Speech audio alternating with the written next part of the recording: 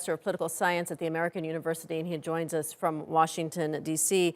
Professor, why is Biden making this move now when all other U.S. presidents before him have refused to do so?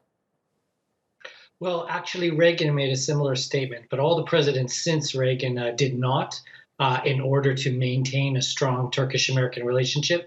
Biden has flipped the script, most likely and most clearly because of a promise he made during the campaign to the Armenian community in certain critical states.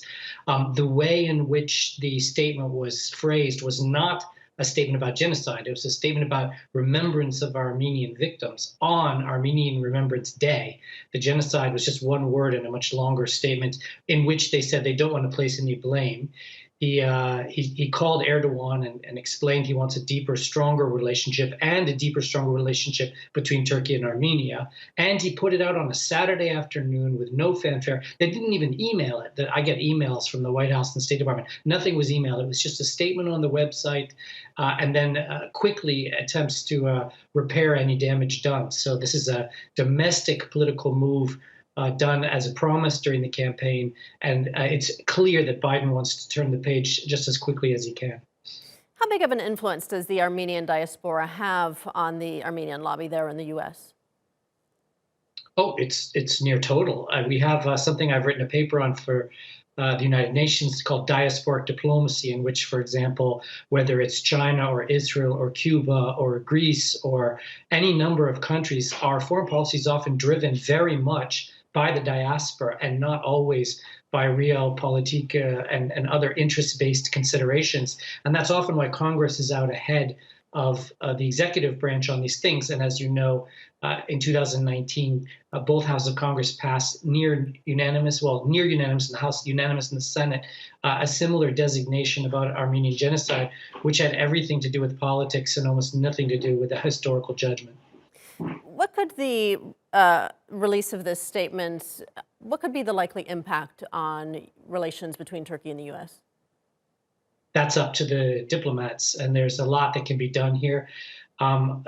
Frankly, the big issues with Turkey, we know them. It has to do with the Russian missiles. It has to do with debates over certain Turkish dissidents and human rights issues, and not really the Armenian genocide. That's not central to the U.S.-Turkish conversation. I've been having regular meetings, even yesterday, with an advisor to Erdogan and to people from the embassy, and we have a long list of ways in which Turkey and the U.S. could cooperate better. For example, the U.S. position on the Eastern Mediterranean maritime dispute has been at times neutral, could become much more neutral, and the U.S. could play a brokering role over what I consider another big historical problem, which is that initially Spain and then Greece control islands right up to 6 kilometers, 2 kilometers off the Turkish coast, and then claim 200 miles of economic development zone around it, which is sort of an absurdist position.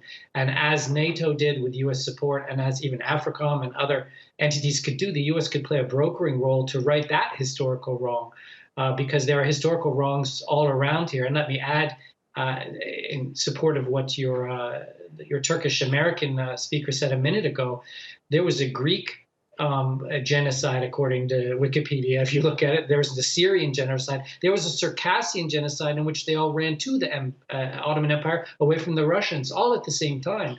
And so to extract the Armenian story out of this picture of all kinds of different, let's say, genocidal type activities, uprootings, displacements, and just name one thing is not really a wise move. And that's exactly why Biden's been playing it down so much, having kept his promise.